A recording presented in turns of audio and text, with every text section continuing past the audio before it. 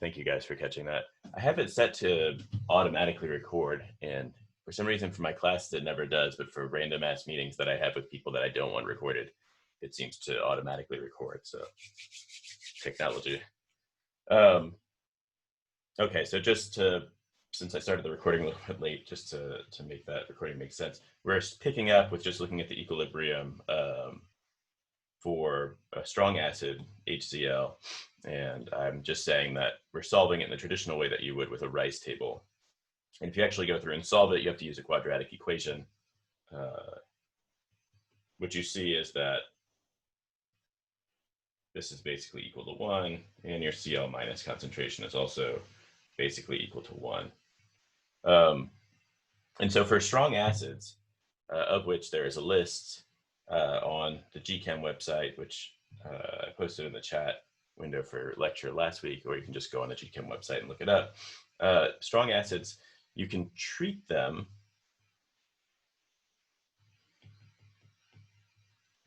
so for strong acids and bases,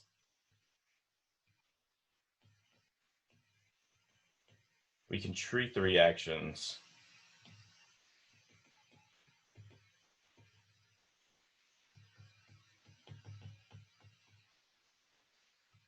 as going to completion. And so what that means is that all this stuff that we learned, I know this starts to get confusing, but all the stuff that we learned in last chapter about equilibrium and constants and stuff, we have to go through and you have to solve for X and all this kind of stuff. You don't have to work the problem that way. So for K that is very large, instead of writing it out in equilibrium expression, we can just say, well, HCl goes to H plus Cl minus. And so if I start out with 1 molar HCl, and I just look at the reaction stoichiometry here, right, I end up with 1 molar H plus and 1 molar Cl minus. So in the example of a problem that says something like, what is the pH of a 1 molar solution of HCl, since we know that HCl is a strong acid, you don't have to go and say, well, I have to draw out a Rice table. All you have to do is say, okay, well, I know that the pH is equal to the negative log of the hydronium concentration. And since this thing goes to completion, all I really have to do is take the negative log of the concentration of the strong acid. So negative log of 1, which we talked about, is just going to be equal to 0 there. So remember, pH is just a arbitrary scale that we use. So pH equal to 0 doesn't mean anything, doesn't mean you have a concentration of 0. It just means that on the pH scale, you have something that's very acidic. What would 6 molar look like? So let's say we do the same exact question. We say, what is pH of a 6 molar solution of HCl? So here again, I know that my H plus concentration is just going to be 6 molar, so the pH would equal the negative log of 6 with my calculator.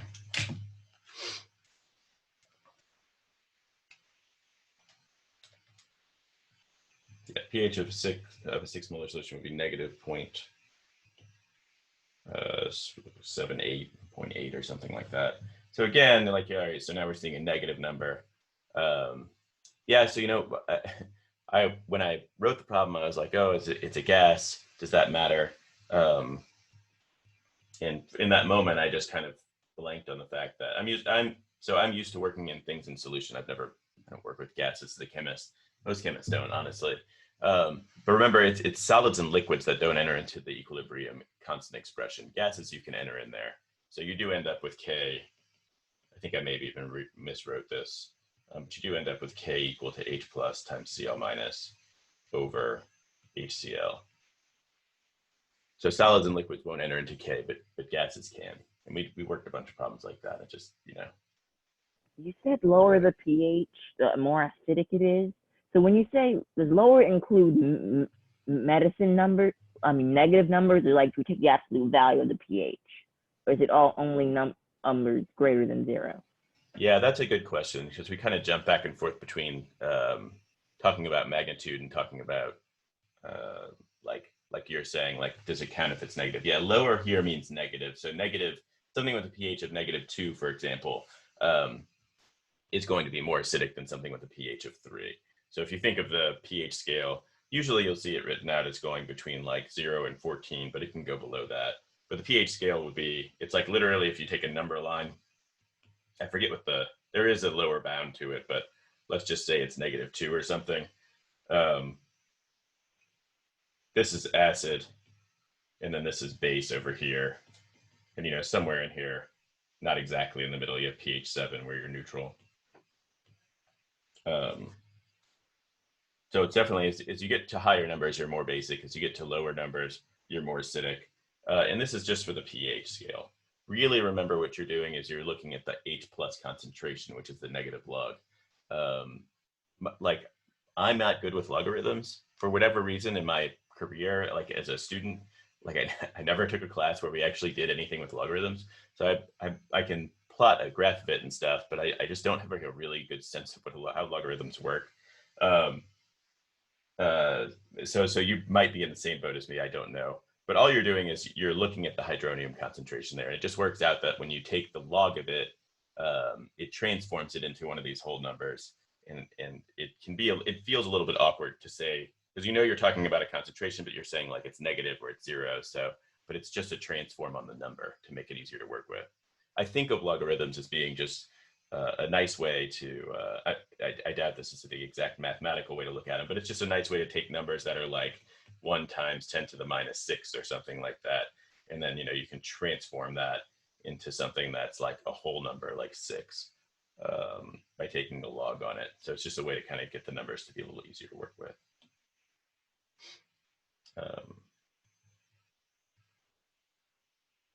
But if you're looking at it in terms of like H+ concentration, then it just works exactly like you would expect it to.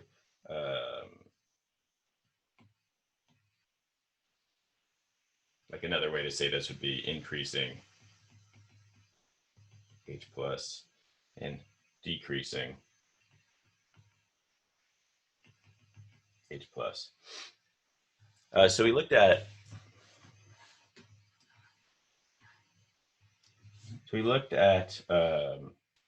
this relationship between H+ and OH-, which is just that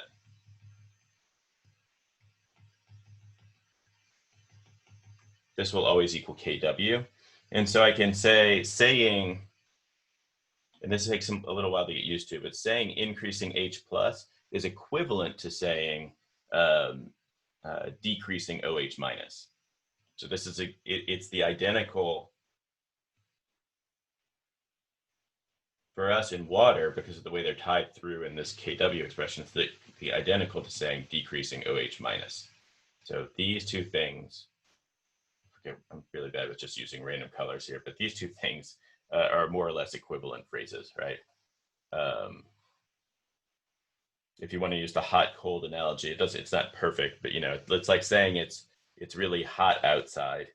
That would be like saying increasing H+, let's say. It's like if we're saying heat is the same thing as acid, if we're saying it's getting really hot outside, it's another way of saying that, which would sound more awkward, is by saying it's getting less cold, right? That's what these two things are kind of equivalent. It's like this is saying it's getting more hot, and this is saying it's getting less cold, right? So they're tied together, and that takes a little while to get used to. And as we're about to find out when I talk about conjugate acids and bases, it's sort of a mouthful of jargon that can get a little bit confusing and intimidating, which is why I keep sending messages and saying in lecture that it's really important to kind of get a good grasp on this stuff, so that you can work through it fast. Because right now we're just kind of laying down some fundamental stuff for this. So taking this HCl example again,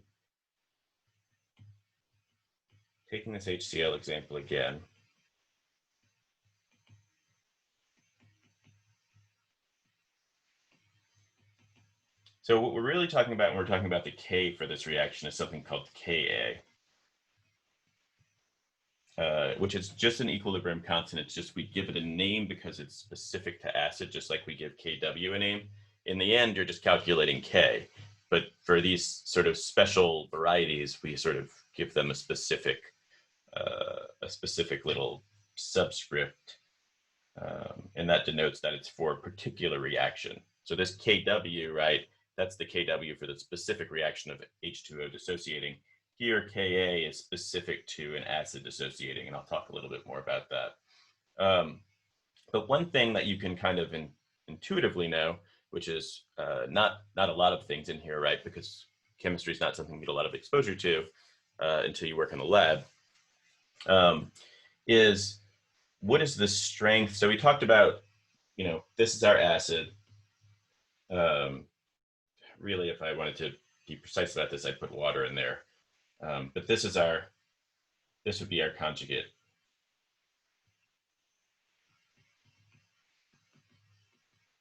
Base over here. So our base that I haven't drawn out over here would be water, and this should really be hydronium over here.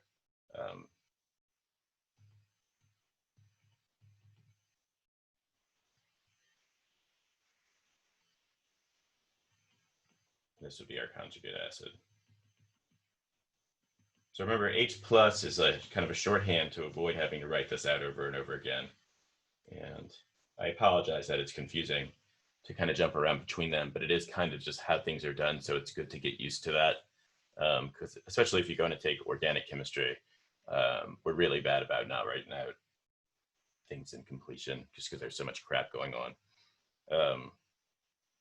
So I don't know, or if you have to go on and take the MCAT, I don't know exactly what their problems are like. So it's good to kind of have a general feel for this stuff, even though it is kind of confusing to jump around like this. Okay, so but if I write it out sort of in its full extent instead of this abbreviated version, we can say some things here that are important. So if this is our acid,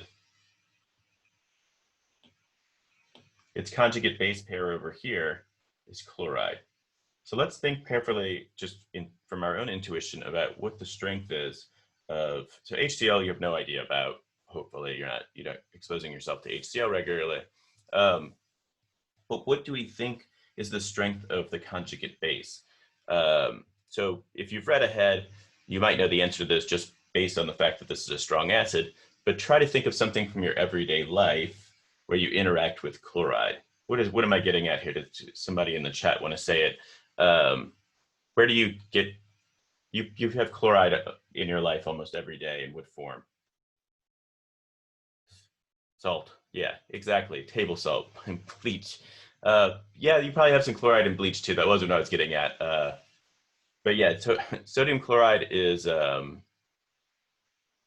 chlorine. So yeah, actually this is an important distinction. So bleach is usually chlorine, which is different from chloride. Chlorine is super reactive. Chloride is when the chlorine gas has picked up an extra electron. But yeah, so we have table salt. From your experience eating table salt, is it a very basic thing? So something that's really basic that you maybe interact with is like toilet, like drain declogger. I don't know if you've had to use that yet in college, but like lye, strong bases are extremely strong. They will melt your skin off. Does that happen to you when you eat table salt? No, right? Like your table salt is not basic at all.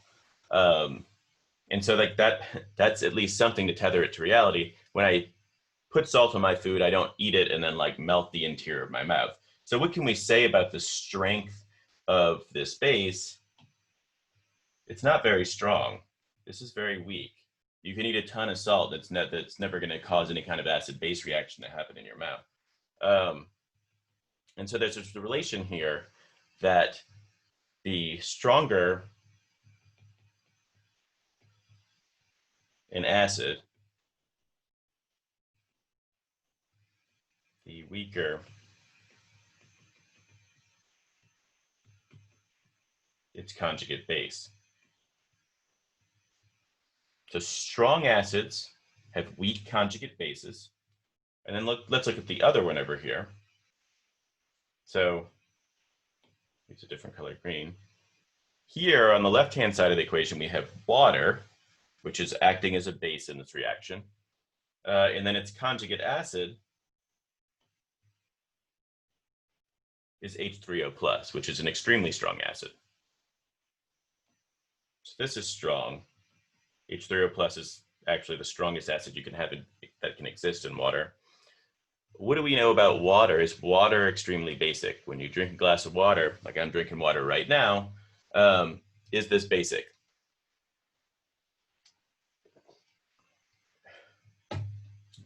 I can tell you it is not, right? I'm not burning the inside of my mouth.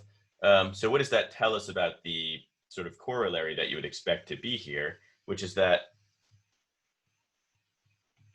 this is weak.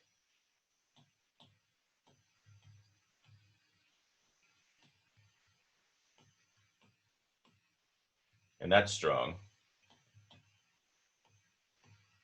So the corollary is just that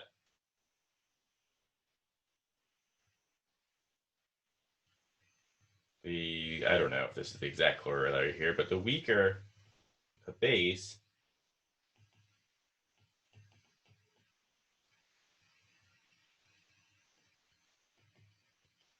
maybe that's like, yeah, the stronger its conjugate acid.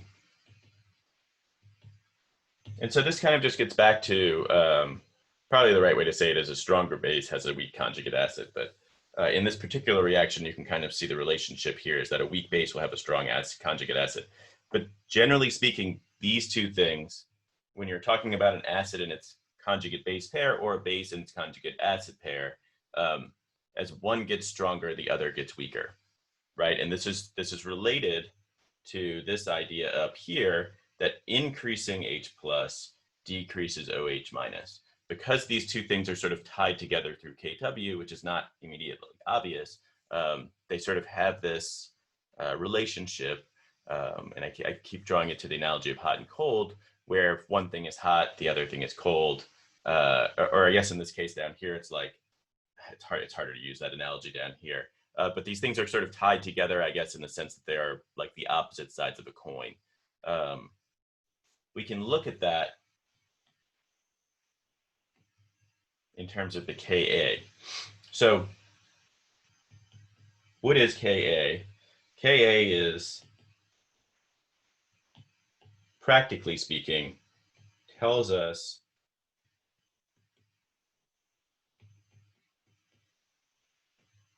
the strength of an acid. The higher the Ka, the stronger the acid. The bigger this is, the stronger the acid. So specifically,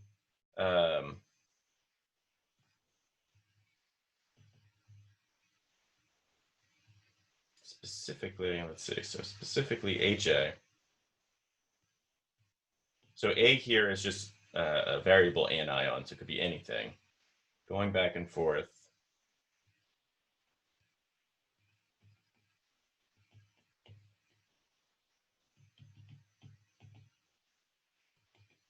Ka is the equilibrium constant for this reaction.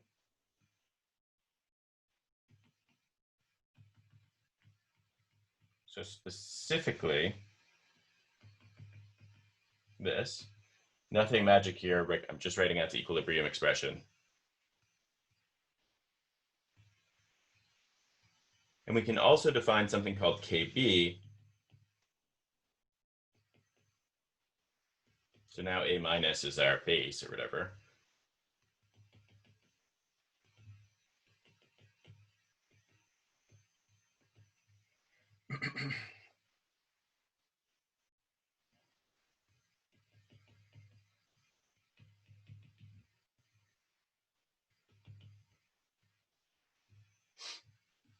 And so Kb, like Ka, it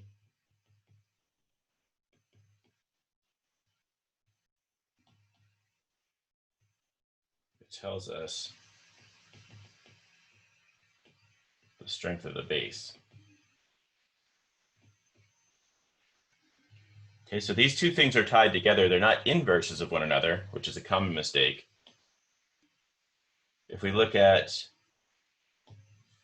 Kb here, you'll notice specifically that Kb has OH minus in the numerator. And if we look at Ka, Ka has H3O plus in the numerator, right? So this is not they're not like, the relationship between Ka and Kb is not that they're inverses of one another. They're related, but they're not just like Ka is 1 over the Kb or something like that. That's not the relationship there. The relationship is less obvious, and it's that, and you could show this. So because you have H3O plus and OH minus appearing in both of them, and because we know, I'm not going to go through the derivation, but you should go through it. It's kind of it's just algebra, and it's kind of a satisfying thing to be able to derive things. But because this is true, we can take this and use the fact that these appear in both of these and show that Ka times Kb must also equal Kw. So if we come back again to, so this is an equation equation. If we come back to our reaction that we started out looking at, where I was trying to get you to take some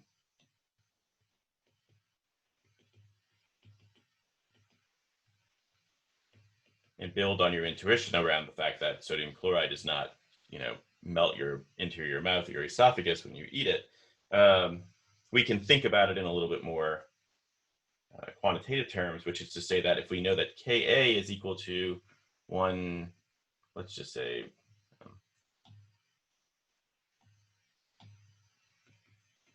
Ka is equal to 1.3 times 10 to the 6th, and Ka is a measure of the strength of an acid, we can calculate Kb from this.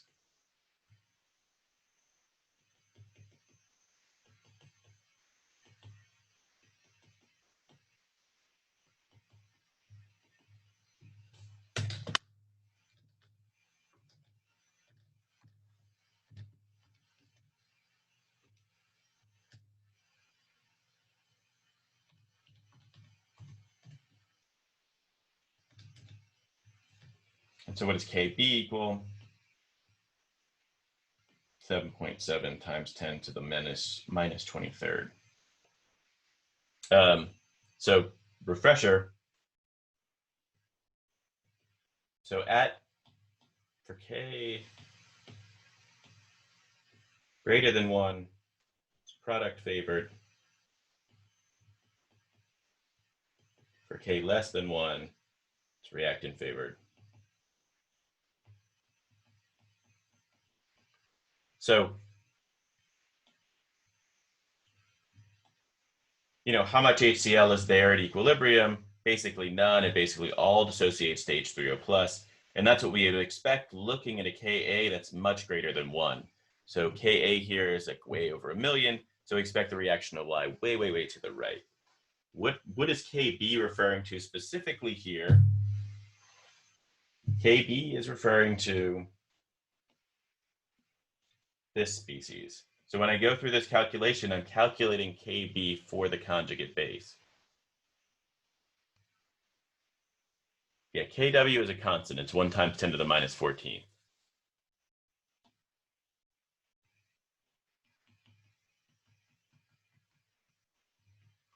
Tattoo that on your arm or something, or at least just put a crib sheet up near your computer for chemistry, especially for this chapter. I feel like the odds of me being able to get you guys to memorize anything since it's open book is low, but at least put everything together on a nice crib sheet so you can look at it quickly. The main thing, even if you're not memorizing stuff, is just make sure that you can work really, really fast with this stuff. If you're kind of coming into the exam and you're, even though it's online and you sort of have all this open notebook, you're never going to be able to finish if you're not working really, really fast with this stuff. So, okay, so Kb though tells us, so Kb is, all right, so Ka is measuring, is what we're talking about with the acid strength. If we wanted to write out what we're talking about with Kb, we would say, well, Cl minus,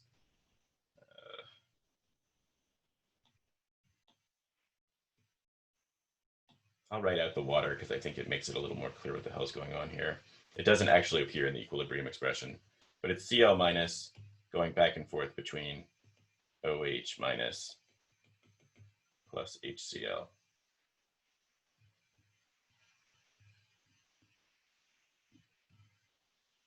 All of these things are aqueous. What's the K for this reaction? That would be Kb, and that would be equal to 7.7 times 10 to the minus 23rd.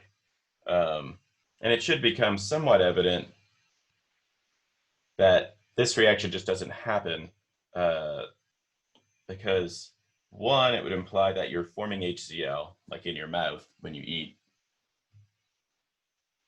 Or did I miscalculate it? It should be minus 21. Did I? Oh yeah, I have 21 in my calculator too.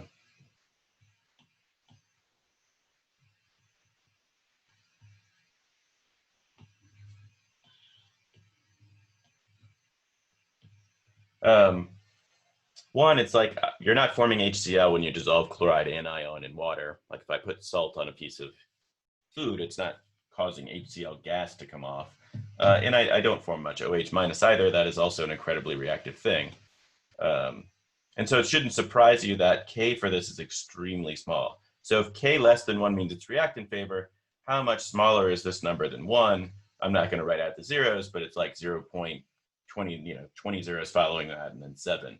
So basically, this reaction doesn't happen. One way you can kind of think about equilibrium constants is that, I don't know if this is helpful or not, but like if for 7.7, what's another way to say it? Let me think. Like for Ka, if your equilibrium expression is 1 million, that means for every million molecules of like H3O plus that's here, you have maybe 1 molecule of HCl that's formed. What are the units on the K for the equilibrium constant? Yeah, the unit thing gets confusing. So K technically should not have any equilibrium, should not have any units, but it will pick them up sometimes because of the way that we work with concentrations. Just assume that they don't have any units for now. Yeah, no, it's a good question. The answer, unfortunately, is like a lot of things in this class, which is like, I don't know, sometimes it depends and it's confusing. So,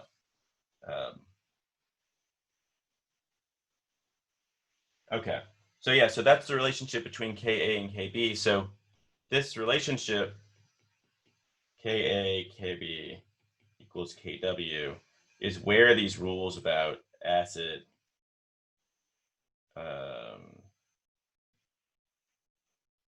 and conjugate base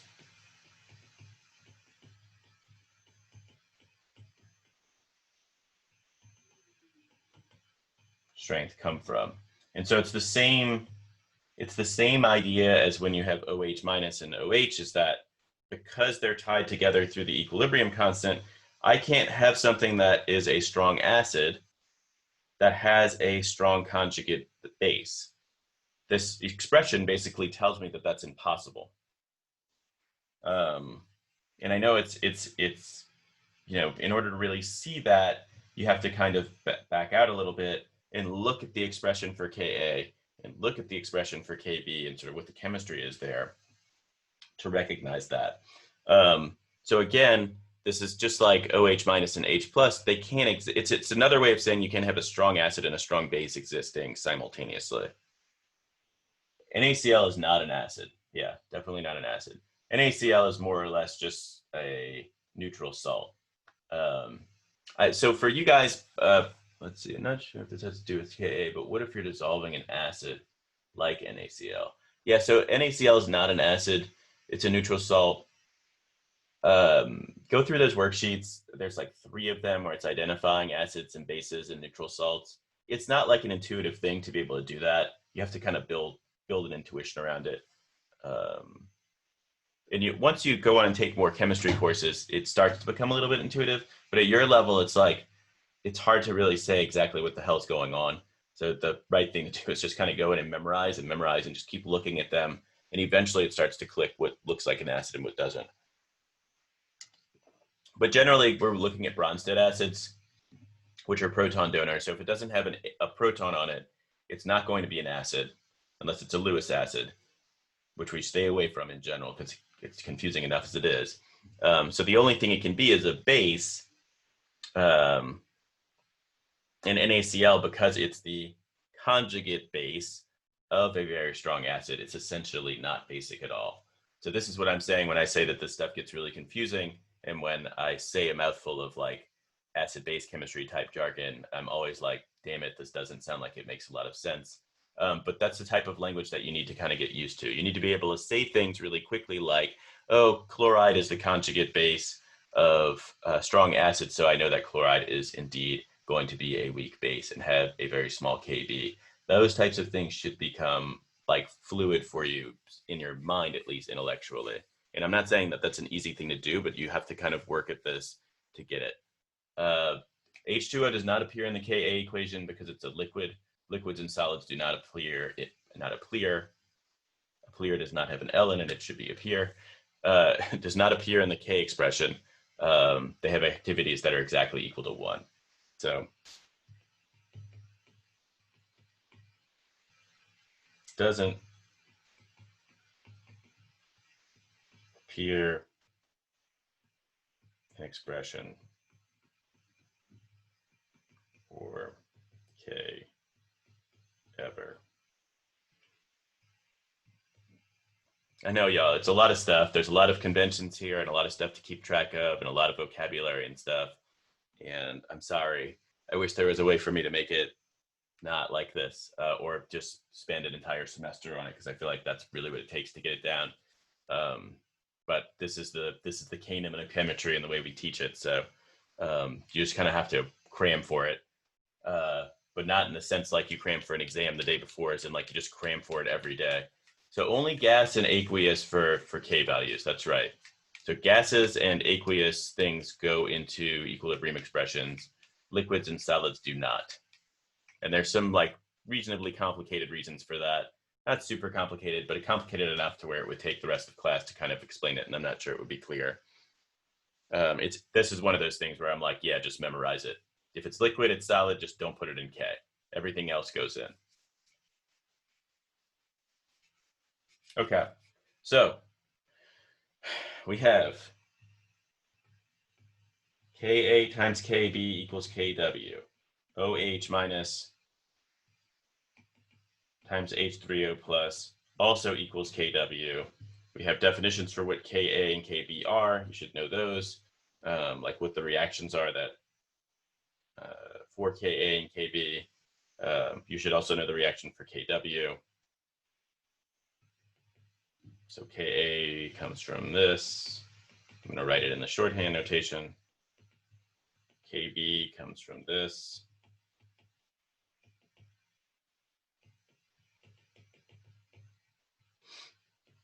Kw comes from this.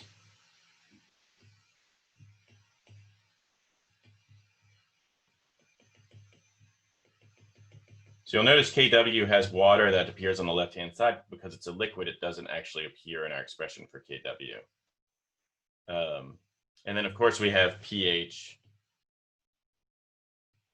and POH,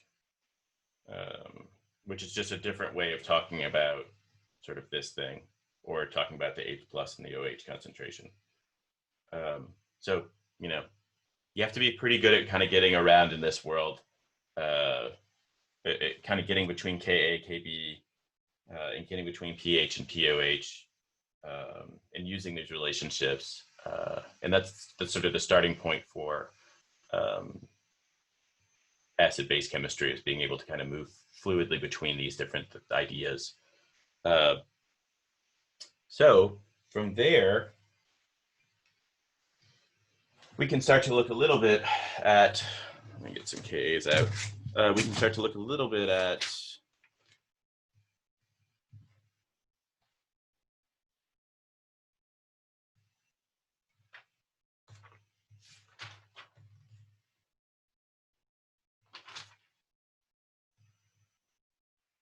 separating the problems out. So you have,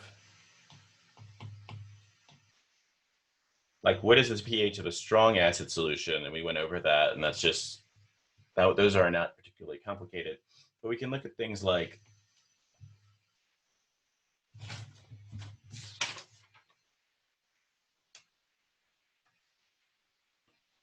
I really wanted to do acetic acid.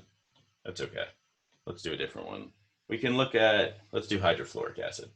So most of the acids that are, oh, do I have a crack in my screen?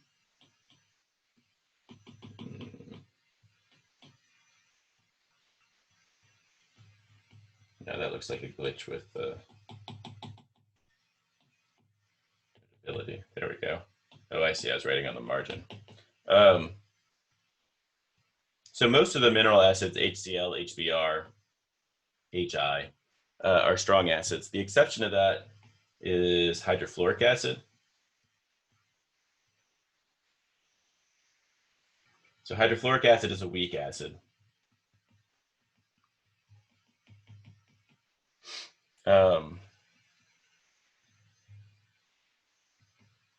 And the equilibrium constant for it, so here we're looking at Ka, is 7.2 times 10 to the minus fourth. So K is less than 1, so it's reactant favored, which is, essentially our definition of a weak acid is things that don't favor the products. So now if it says like, what is the pH of a, I don't know, let's say 1 molar solution of HF, we have to use a Rice table for that. So for strong acids, because K is extremely large, you don't have to use a Rice table. You treat it like a normal stoichiometry problem. For weak acids, we have to go ahead and work it out like an equilibrium problem. So this is a place where you would have to go in and you'd say, okay, well, I've got one of this. So you'd work it out in the same way that we worked the HCl problem out. But in this case, you will see that you still have a significant amount of HF left over at the end, which is exactly what you would expect because your K value is small. So I start out with 0 that, and then I'd say minus X plus X plus X. This would be 1 minus X, X, X. And I could write out my K. Why are you glitching out on me, iPad? There we go. I can write out expression for K.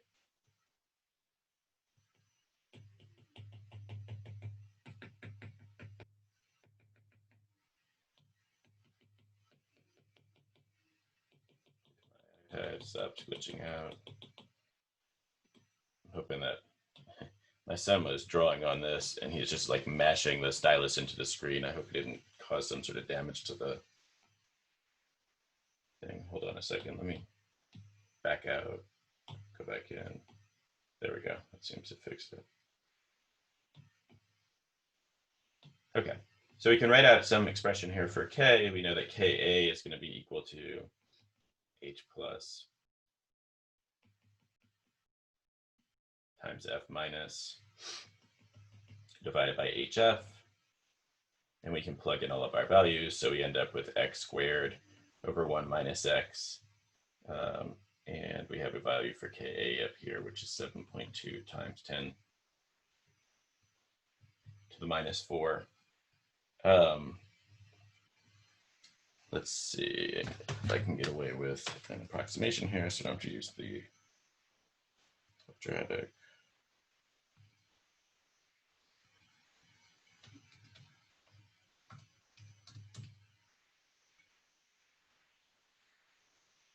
I think it'll be okay. So you can solve this using a quadratic, or we can say that because K is small, that we expect X to not be a particularly large amount, and put this over 1 and say this is equal to this.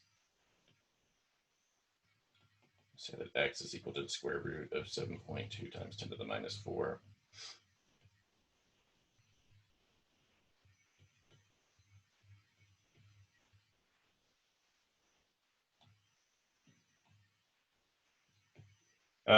So reasonably small compared to 1. There's a difference between 0.1 and 0. So this, I think this approximation holds here. You can also just use the quadratic. It doesn't really matter. The point here is not to drill down on how to do these calculation-based type things. But if we come back now and we look at what X actually is equal to, right? So ultimately, remember that the problem is asking us what the pH is. And so the pH is the negative log of the hydronium concentration. And so that's whatever that is equal to. So since I know that H plus is equal to X, I know that the pH is going to be equal to the negative log of what X was equal to, which is 0.027.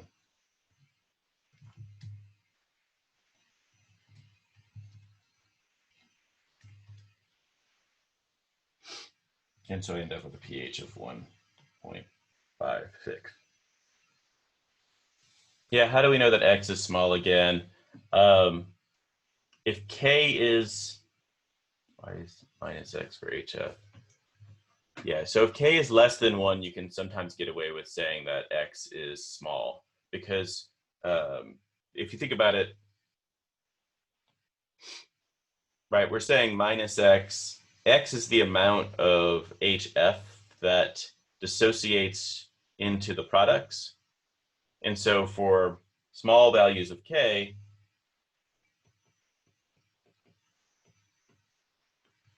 we expect that X should be small because we're expecting not a lot of HF to dissociate. Yeah, so this is a point of confusion for everyone in the world, I think, that takes acid-base chemistry. Isn't pH of 1.56 a strong acid? So the pH is extremely acidic, right? And there's a variety of reasons I wouldn't want to stick my hand into a bath of HF, but it is acidic. But when we talk about acid strength, we're not talking about whether something is acidic. We're talking specifically about the value of K. Right. So I think the strong acid in like the colloquial sense means acid that I don't want to get splashed in my face because it will burn my face. But in chemistry, like the definition is a little bit more technical. We're saying that strong acid is defined by its equilibrium constant.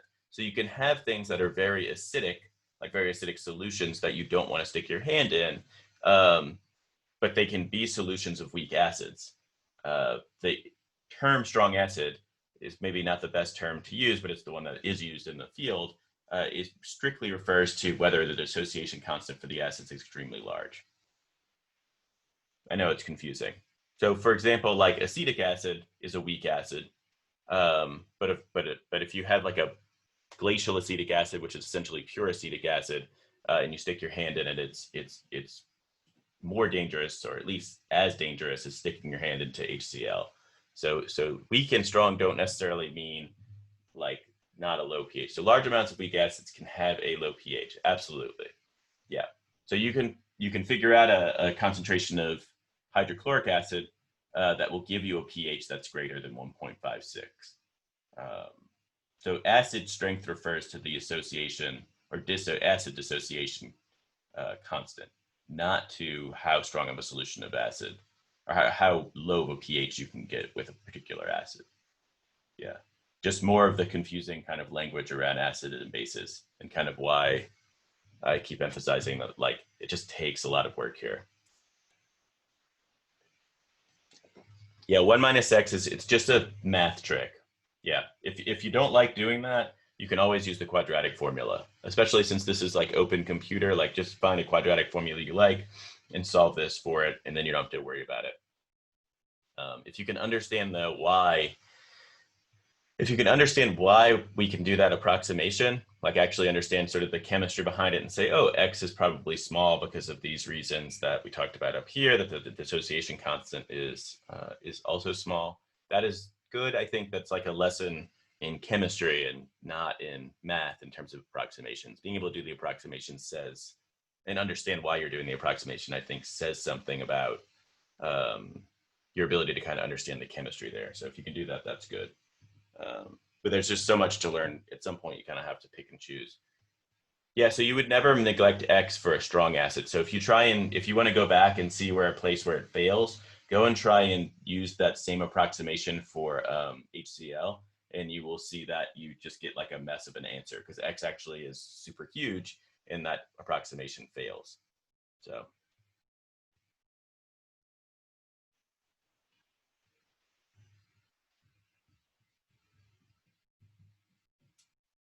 If x is small, wouldn't x squared be even smaller? True. Why don't we neglect that? We're trying to solve for x. We're not just trying to eradicate x from the equation. And so all we're saying, we're not saying x is small so we don't care about it, because that's not exactly the thing that we're saying. What we're saying is x is small relative to the value of 1. So since 1 is such a much larger number than x, then we say that 1 minus x is approximately 1. And if you come back and you choose, let's say you come down here and we say that, so we want to calculate what our original concentration is of the HF, that would be 1 minus x. So 1 minus 0.027 equals, my calculator because I'm old and can't do mental math at all anymore, 0.973, which is very, very close to 1. So we can make that approximation and still solve the equation and get something that's really, really close to what x should be equal to, even if it's not exact. So part of this derives from, I guess I'll just finish on this note. I wanted to get to neutral. Part of the way that I think the class is taught is that this was taught even when I was taking it, maybe not when I was taking it, graphing calculators. I'm not that goddamn old. But like at some point, it was just hard to solve things. Like solving a quadratic was a pain in the ass. And if you had a cubic or something, you couldn't solve it at all because computers and stuff weren't as ubiquitous as they were today. And I don't think they've really updated the curriculum for chemistry to reflect the fact that, you know, solving basic algebra problems with a computer is trivial now. So that's part of where it derives from. I really wanted to get to neutralization reactions today, but we didn't get there, but we did cover all the Ka type stuff. I guess if I would leave you with a problem to think about this, damn it. Let's just pick up here on Monday. So one thing, I'll show you some places where you could get into trouble with problem solving here, and we'll go to neutralization reactions, which is really where we should be anyway with the material on Monday. If you can look at the neutralization stuff a little bit before Monday, that's good. But definitely be able to, ignoring that, be able to identify acids and bases from those worksheets, be able to calculate the pH of strong acids, and calculate the pH of weak acids. And then neutralization reactions are sort of their own thing, and we'll look at that. So lots of stuff here, work lots of problems, try to stay on this stuff. I know that you guys have a lot going on. I know it's a pandemic. I know you have other classes, but try to stick with this stuff. It's really important to kind of keep up with it. And I will see you guys on Monday and try to have, in addition to working on lots of acid-base chemistry over the weekend, try to relax and do something restorative. All right. That's it. You guys have a really nice weekend. Thank you. Thanks, guys.